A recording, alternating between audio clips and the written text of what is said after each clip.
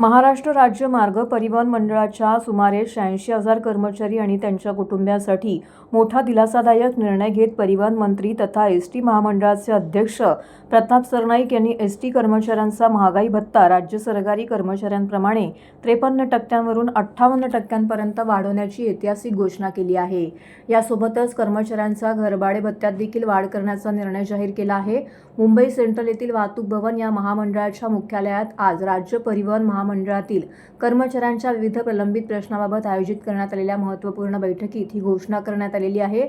यावेळी विविध कर्मचारी संघटनांच्या प्रतिनिधींनी मांडलेल्या आर्थिक व प्रशासकीय मागण्यांवरती सकारात्मक आणि सविस्तर चर्चा झाली। बैठकीच्या प्रारंभी उपमुख्यमंत्री एकनाथ शिंदे यांनी दूरध्वनीद्वारे सर्व कर्मचारी संघटनांना शुभेच्छा देताना सामंजस्याची भूमिका घेऊन महामंडळ अधिक सक्षम करण्यासाठी सगळ्यांनी एकत्र काम करावे असं आवाहन केलंय। यावेळी मंत्री प्रताप सरनाईक यांनी आणखी एक महत्त्वपूर्ण निर्णय घेत भविष्यामध्ये राज्य सरकारी कर्मचाऱ्यांना महागाई भत्ता लागू होताच तो तात्काळ प्रभावाने एसटी कर्मचाऱ्यांनाही लागू करण्याचे निर्देश प्रशासनाला दिले आहेत। तसेच वेतनवाढीची थकबाकी ही आर्थिक परिस्थितीचा विचार करून टप्प्याटप्प्याने अदा केली जाणार असल्याचं स्पष्ट केलंय। त्यासाठी राज्याचे मुख्यमंत्री व दोन्ही उपमुख्यमंत्री यांच्यासोबत एसटी कर्मचाऱ्यांच्या संघटनांची बैठक आयोजित करण्यात येईल असं देखील ग्वाही दिलेली आहे।